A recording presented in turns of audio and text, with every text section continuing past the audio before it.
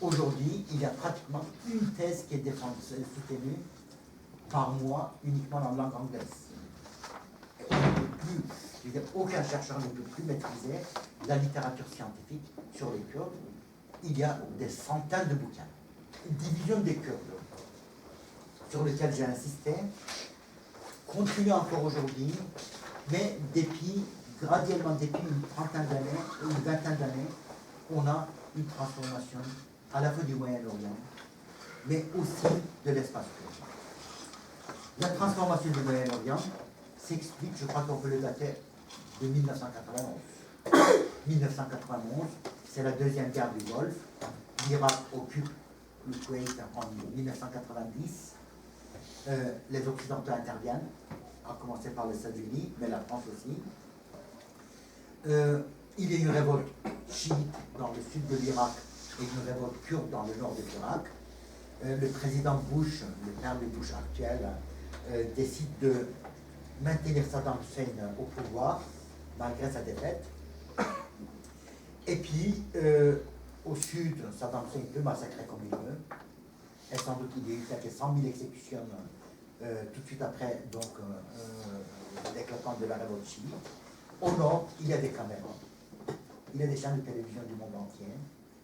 Et grâce à l'intervention de Mitterrand, notamment, l'ONU est obligée d'intervenir et déclarer le Kurdistan, une partie du Kurdistan d'Irak, une zone protégée.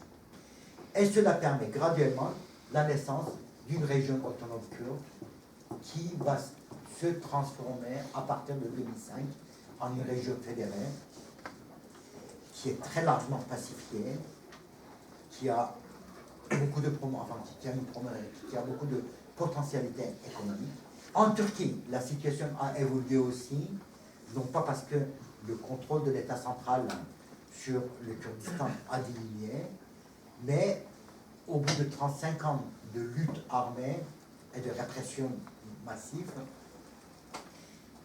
la Turquie a saisi, à la faveur des changements internes aussi, a saisi l'impossibilité de résoudre la question kurde par la répression.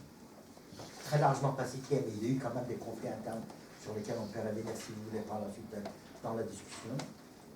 Donc, cette emprise de l'Irak sur le Kurdistan s'est estompée graduellement pour pratiquement disparaître totalement aujourd'hui. Les frontières qui étaient parfaitement militarisées, comme je disais, ont perdu d'énormément de leur poids. Aujourd'hui, il y a une fluidité entre le Kurdistan d'Irak et le Kurdistan de Turquie, les deux de Syrie, qui est quasi complète. La frontière n'est contrôlée que par les Kurdes, à la faveur de la disparition ou de l'effacement des États irakiens et syriens. Il y a une très grande fluidité entre le Kurdistan irakien et le Kurdistan de Turquie, même s'il faut montrer des passeports pour tout ce que vous voulez, il y a une mobilité extrêmement importante qui est commerciale, mais aussi intellectuelle, politique, tout ce que vous pouvez imaginer.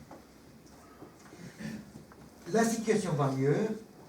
Cela étant dit, on a l'impression que les Kurdes se trouvent dans une situation inédite, car la région du Moyen-Orient se trouve dans une violence généralisée. Ces conflits qui secouent ces deux sociétés ne sont pas des conflits liés à la question kurde. Il ne s'agit plus d'une dialectique arabo-kurde, mais d'une dialectique arabo-arabe.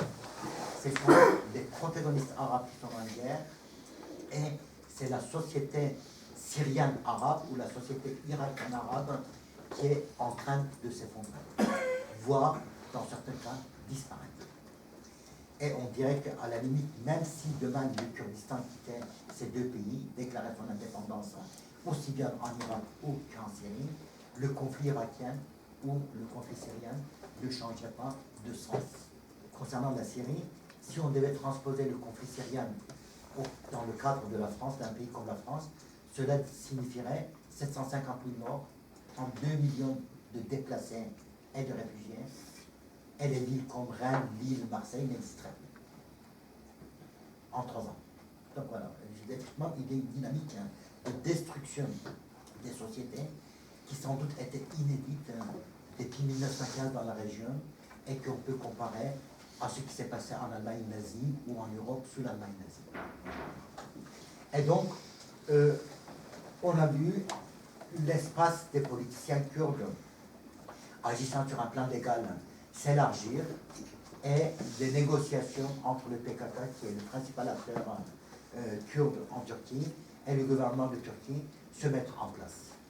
Et en Syrie, à partir de 2012, le gouvernement de Bachar al-Assad s'est retiré d'une grande partie des villes kurdes de Syrie, pour des raisons multiples sur lesquelles on peut revenir aussi, mais là où l'armée irakienne n'a pas le droit d'intervenir. Comment s'adresser aux populations arabes qui sont soumises au contrôle de l'État islamique? Comment établir des continuités avec cette population?